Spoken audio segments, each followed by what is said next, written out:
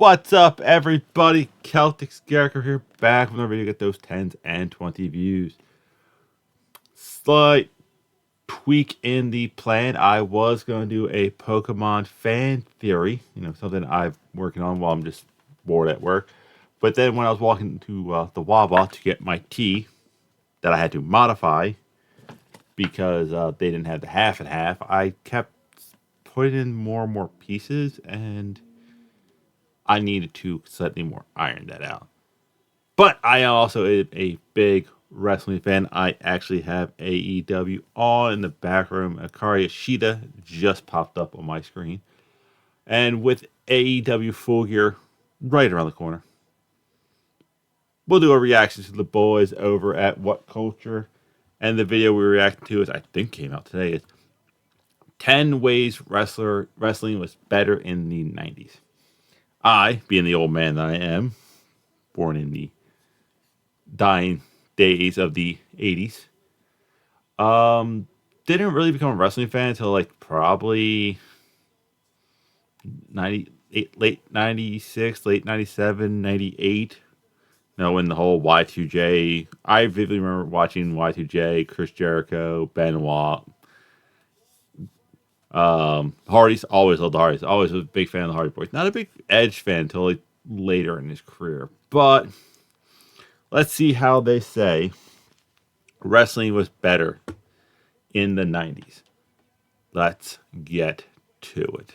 The 90s was a huge boom period for the wrestling business, bringing in unfathomable TV ratings, insane merchandise numbers, and making the WWF and WCW the cool talking point of people who would previously give pro wrestling, that side eye of disdain and mockery. This was a Those people suck anyway. decade that offered up so many positives for fans when compared to the current landscape of the wrestling world. And with that in mind, I'm Andrew from What Culture Wrestling, and here's 10 ways wrestling was just better in the 90s. Number 10, it was less time consuming. If you want to fully keep up with... Yeah, just WWE alone, you figure they got 3-hour Raw, NXT, which I never watched NXT, SmackDown, 2 hours, one night really of wrestling. With WWE these days, you need to make yourself available for at least 5 hours every single week. Then there's premium live events, 2 days of wrestling. You missed NXT, sir, but I'll give you the pass. WrestleMania each year, and whether you wish to bother with NXT too. Never mind. I apologize to you, sir. We're all wrestling fans here, but it can become a chore just to keep abreast with the current product. And that's solely if you just watch WWE. There's 5 hours a week of AEW, 2 hours of Impact, pay-per-views, and other promotions such as New Japan, Noah, AAA, CMLL, ROH, and the NWA. Plus, and you got the whole PWG and ROH, PWG Battle of LA. The various independent promotions who run shows through Fight TV and the like. To take WWE as an example, large parts of the 90s consisted of just 1 single hour of WWF Raw. Before that show was bumped up to 2 hours, and obviously before SmackDown was introduced in 1999. Of course, there were supplements. Okay, so like late 97. I do remember watching Good Time before SmackDown was involved. Oh, that guy would get slightly canceled today. No, he's doing whiteface, so it doesn't matter. Mental shows such as WWF Superstars or Wrestling Challenge, but they weren't required viewing. Number 9, no crazy online fandom. I'm opening a restaurant. Yeah. Online fandom is good, but then you get the crazy people who just want to attack you for not liking solely one product. Yeah, I can understand this one. Also, it's hard to keep a kayfabe going with the interwebs. Yes, the internet is clearly a fantastic tool that gives us the ability to watch any wrestling company from the comfort of our own homes and puts the entire history of the industry at our fingertips. Along with those huge positives though, we of course also have the... Oh yeah, if you have a good enough Google search, you can find almost... I found a way to watch 99% of WWE going back to like WrestleMania 1. Granted, not all great qualities, and I might have to worry about my computer catching something, but I can do it. Ever fun world of online fandom. Not all online fandom is a cesspool, of course, but so much of it obviously is. Have something nice to say about a wrestler or a wrestling promotion? Well, you better be prepared to have a whole bunch of people wish heinous horror. That was such a bad gimmick for Shinsuke Nakamura, that was just bad. I don't care what anybody says. He's one of the greatest wrestlers in this era, and that was just something that was just god awful. Horrible things on you and your family. It's a strange old world we live in today. A world where a certain corner of wrestling fandom revels in being awful without having any real accountability. Back in the 90s, That's basically any fandom. I think with Mike Tyson's, like, people say things now without the fear of getting punched in the face. though, in the pre-internet and early online days, you and your buddies could shoot the breeze about wrestling without having a bunch of strangers screaming obscenities in the background. There'd be nobody wishing death on Well, depending on what city you lived in, they probably would be, but you wouldn't care. you simply because you got a kick out of Tatanka versus Damien Demento on a September 93 edition of WWF Superstars. Number 8. Numerous That sounded oddly specific there, sir. great managers. These days, there's not just a shortage of great managers, there's a shortage of managers, period. Yes, Paul Heyman is one of the all-time greats. Don Callis does get new... I don't think Paul Heyman could be considered a manager. Like, a manager back in the day was basically someone who was actually, like, actively like, I booked you in a match, son. Thanks. nuclear heat, and names like Maria Kanellis and Prince Nana bring plenty to the table. But did the likes of Karen Jarrett, Alex Abrahantes, Jose the Assistant, Mr. Stone, and Scarlett Bordeaux really stand out as game changers who audiences are fully invested in? Sadly not. In the Yeah, Alex is the guy with the one holding the ROH title. I don't really see him as a manager, more as like a translator fanboy. Like, yeah, this is our buddy. We just brought him with him. Just deal with him. and Scarlett Bordeaux really stand out as game changers who audiences are fully invested in? Sadly not. In the 90s, there were so many legendary managers who played such an important role in the career of a talent and in the wider reaches of the wrestling product. Bobby Heenan, Jim Cornette, Sensational Sherry, Miss Elizabeth, Jimmy Hart, Paulie Dangerously, Woman, Paul Ellering, I got Paul Heyman, got two mentions, but yeah.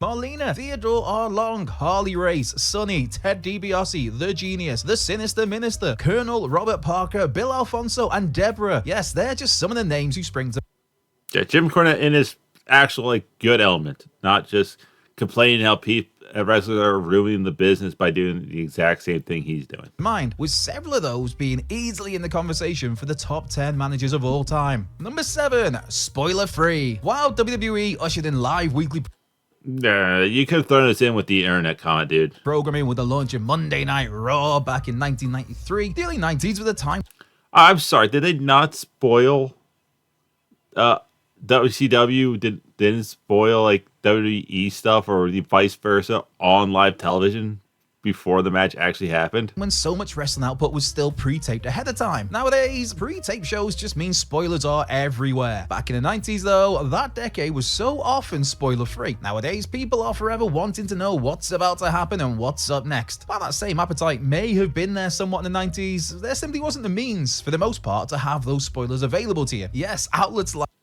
Yep, that's what I'm saying. You could have thrown this whole argument in the internet conversation. like PW Torch and the Wrestling Observer were a thing, but they were print publications that only the true smart fans were aware of. Instead, the vast majority of fans only knew what was happening in wrestling by, tuning in to watch wrestling. Did we know the Ultimate Warrior was returning at WrestleMania 8? Did we know that Lex Luger would shock the world by appearing on the first ever WCW Nitro? Did we know that Hulk Hogan would be the third man and kickstart the NWO? No, we didn't, and that was part of what made those moments so special. Number 6, the genuine shock.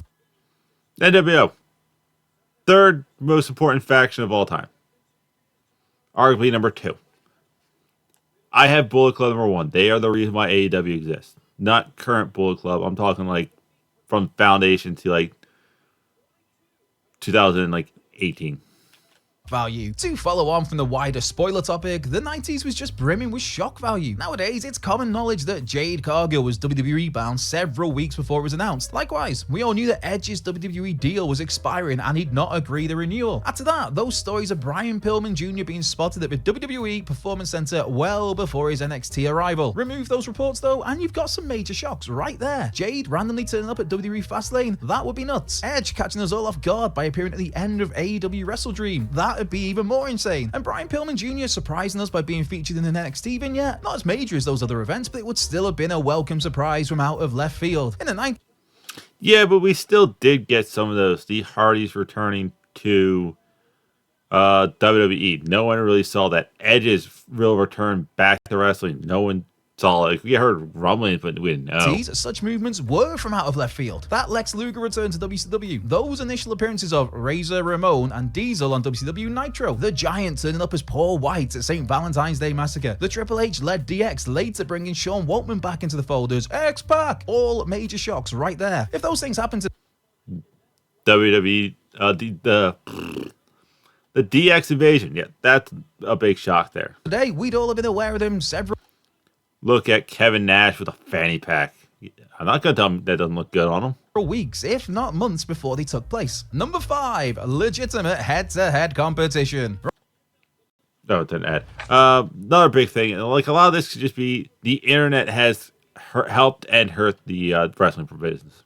Right, just to say, it's great to have AEW around these days, offering up some of the best pro wrestling on the planet. But to say AEW's genuine competition to WWE, that's a bit of a stretch. This is not a slight on AEW, so calm yourselves. It's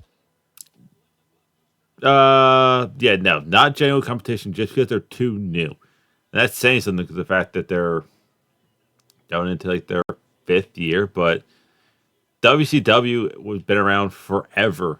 Same with WWE. They're like territories back in the territorial days, and then they just kept getting bigger and bigger and bigger and bigger, where AEW is fresh, so it still has that new feeling. That's also why TNA Impact did great for a while and then dropped off, because they did something WWE hopefully they did something AEW hopefully doesn't do, which is try to be WWE. just that WWE simply has had a huge head start on the promotion. As such, WWE's more history has reached more homes for a vastly longer time period and is a household name across the planet. To highlight the disparity between the two organizations, the highest viewership for AEW Dynamite in 2023, as of this recorded, is 1,028,000 people, whereas Raw's highest is 2,344,000 and SmackDown has hit 2,647,000. Again, this isn't indicative of the quality of the AEW product. WWE is a Also, it's hard to really gauge viewership by this day and age. Like, yes, I have AEW on in the background, but if I were to just hit the input button on my TV and start playing my PS5, would that viewership still count? If I choose to watch it in a not correct way, like Full Gear, is it going to hurt their numbers? Like, you don't really know the true numbers nowadays. Back then, yeah, pay-per-view vibes was the only way to watch any pay-per-view. Like, brand is simply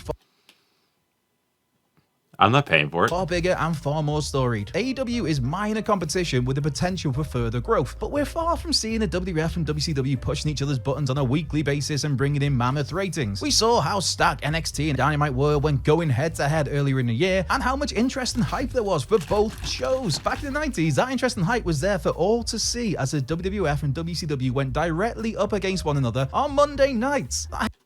Pause. I'm going to go listen to what MJF's got to say. A few inches later. Okay, the interview is kind of getting boring. MJF pretty much said that Jay White's insecure, and he needs to prove himself. The dude's won every title in New Japan. He didn't need to prove himself. But let's get back to the video. Head-to-head competition, it keeps all parties on their toes. It means shows simply cannot be phoned in and pushes all involved to be better with their creative. Number 4. I think AEW has made WWE better than. It was Destination Television. Really, an ad. Yes, no. Monday Night Football still is king of everything.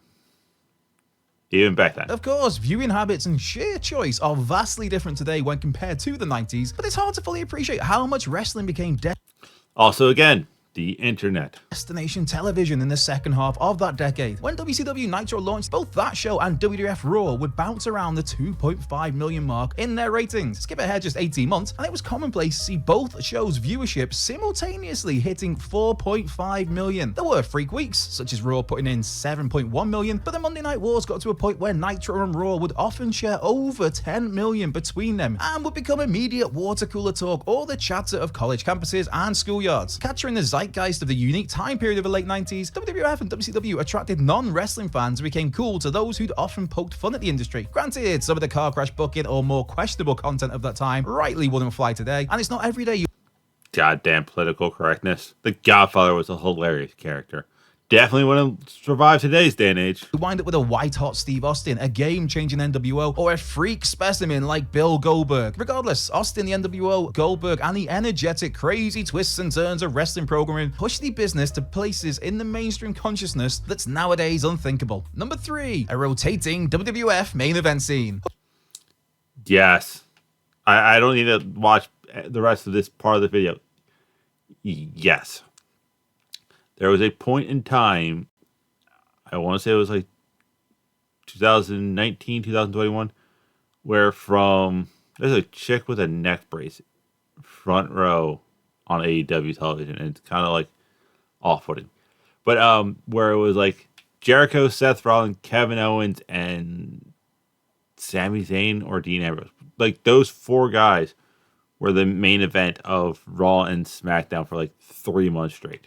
Hulk Hogan had famously headlined 7 of the first 8 WrestleManias. 8 of the first 9 if you count that ridiculous conclusion to WrestleMania 9. Hey, I'm still not over that. And even the one Mania where Hulk wasn't wrestling in the main event, he still managed to hog poor Randy Savage's spotlight during the close of WrestleMania 4. While not quite as stale and stagnant as the Hulkster's latter WWF days, brother, that Roman Reigns has headlined 7 of the past 9 WrestleManias, one of which he missed due to the global pandemic, paints quite the telling picture. In the 90s though, God, and they've been boring matches. there was a freshness to the main event scene, particularly in the WWF. The decade started with Hogan, Ultimate Warrior, and Randy Savage, with The Undertaker getting his first taste at the top of the card. Ric Flair came and went before Bret Hart got the opportunity to lead a new charge that would see Yokozuna, Shawn Michaels, Diesel, and Psycho Sid all headline major pay-per-views and win world championships. Of course, then came along the Attitude Era, where Stone Cold Steve Austin was joined in the main event scene by The Rock, Triple H, Kane, and eventually The Big Show, all whilst Mick Foley was another who had cemented as a top guy by that point in time. And throughout all of this, The Undertaker was still clearly kicking around as a significant player, even over in WCW. It makes it sound like he debuted like 91, and you're still in the 90s. So it's not even like 10 years. Of course, he's still kicking around. The main event scene was a relatively rotating one. Yes, Sting was forever Mr. WCW, and yes, Hulk Hogan was always around the world title once he joined the company. But that decade saw Vader, Ron Simmons, Ricky Steamboat, Sid Vicious, Ric Flair, Ravishing Rick Rude, Lex Luger, Randy... Yeah, I just wanted to say, like I still don't get why Rick Rude of DX was in a suit when the man used to, like, he did a whole wrestling match where he had like his opponent's wife on his shorts, where it's like that should have been the version of Rick Rude in DX. Savage, The Giant, Roddy Piper, Kevin Nash, Goldberg, Bret Hart, and DDP all on headlining duties. Number 2, early 90s WCW banged hard. When wrestling fans think in the 90s, the first thing that comes to mind is the Monday Night Wars, or possibly, for those of us That is a really well executed Photoshop there. certain age, Bret Hart and Shawn Michaels heading up the new generation. What often gets overlooked though is just how damn great WCW was at the start of the decade. TNA did what WCW did, and TNA did exactly what WCW did. You had amazing smaller to light talents, the cruiserweights, the X division, that fans thoroughly got behind, and then they just decided to push them away for the heavy, big guys. Just why, like, Eddie Guerrero, Jericho, Rey Mysterio, all jumped ship. This is also why AJ Styles kind of left them too. Prior to Hulk Hogan arriving in 1994, and way before Kevin Nash and Scott Hall rocked up in 96. In Sting, WCW had an energetic, exciting, authentic babyface who made for the perfect poster boy, with such a wide variety of heels to play off, be that the genuinely terrifying Vader, the unhinged Cactus Jack, the Rolls Royce sheen of Rick Rude, or frankly just anything to do with the Dangerous Alliance. It was so easy for the Stinger to draw sympathy. Away from those names, you had a stacked roster of legitimate top single stars like Ricky Steamboat, Barry Windham, Nikita Koloff, and between WWF stints, Ric Flair, Sid Vicious, Davey Boy Smith, and Lex Luger. Throw in rising stars such as stunning Steve Austin, Brian Pillman. God, aka the first two, the Hollywood Blondes. That still shocks me that those two are the Hollywood Blondes. That's why Brian Pillman Jr. was the Varsity Blonde, if you haven't got the reference, but yeah.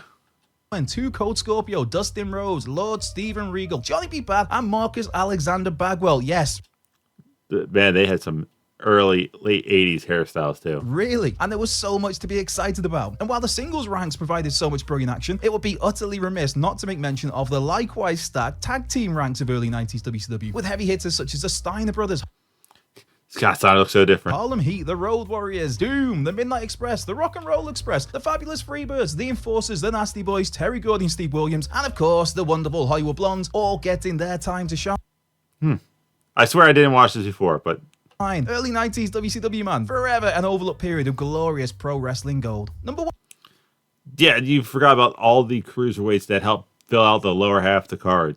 Those stage sets. Sure, WWE goes hard for WrestleMania, and there is the occasional gem such as this year's Backlash from Puerto Rico. But the stage setup in wrestling right now largely just feels so formulaic. In the WWE sense, Raw, SmackDown, and the bulk of pay-per-views are all the exact same setup, just with varied color schemes in play. Over in AEW, there's likewise such a generic, bland approach to all of this. Yes, the Double or Nothing stack of giant poker chips was fun, but everything else has mainly been utterly dull. Great wrestling sets weren't exclusive to the 1990s, of course, but that decade had so many more exciting, unique sets. I also think the other big thing with the unique sets, the pay-per-views were all unique. Just look at the ones they did. Bash of the Beach, the Great American Bash, Halloween Havoc. WWE had like Armageddon, Apocalypse. They had a bunch of them. There was an actual theme you can build a set around. Now it's like AEW does have Full Gear, which you can, but it's like WWE Fastlane. What are you doing? Putting cars out there? Setups when compared to today, particularly during the second half of the 90s. Think of WCW's Bash at the Beaches, Halloween Havocs, and the outside unique settings of those Road Wilds. Heck, think the electric design of WCW Nitro, or even those futuristic sets of WCW Saturday Night. Over in the WWF back then, there was that totally badass Armageddon 99 set. There was a devilish SummerSlam 98 design. There was the famed In Your House set. There was Fully Loaded 99. And Yeah, that's what I'm saying. Like, look at all the different themed like pay-per-views, not just your standard generic ones. will always die on the particular hill that WrestleMania 9 looked absolutely stunning. And that's not taking into account the various redesigns that Monday Night Raw underwent throughout the decade, or how mesmerizing that first SmackDown stage was. So that's... Yes, the SmackDown Fist. It was great. It was just like weird, but it was fit. 10 ways wrestling was just better in the 90s. Be sure to like, subscribe, comment, share, turn those notification bells on, and come and give us a follow on X at WhatCoachWWE. While you're there, you can find myself. Okay, that's all his intro. So just piggybacking kind of off his statement, it just sounds like they could have made the whole video basically saying like, here's 5 reasons why wrestling in the 90s was better. No internet because you didn't have spoilers telling you like, oh look, this guy's coming back. No hate spoilers, hate. Wrestling was actually, there was no, also with the internet, you didn't have various ways of watching it. You actually had gimmicks and kayfabe, really cool set designs that made it feel like a unique event, and flushed full with like probably like one of the deepest talent pools ever. But again, I was more or less a fan of like the Rawless War up to like 2010. I think that's when like WWE just really dropped off, and then I'll this will be a hill I will die on. The Bullet Club, especially like the AJ Styles led Bullet Club, saved wrestling for so many people, because you saw Bullet Club shirts everywhere. So many people were aware of now because of that was Ring of Honor and New Japan for like the more casual people like me who only really watch WWE. Was like, wait a second, there's this Ring of Honor and all these guys. And then because of that, look at all the side people they brought in, Finn, AJ, all done well. But that's it. That's all I have for you. And I will see you weird people later.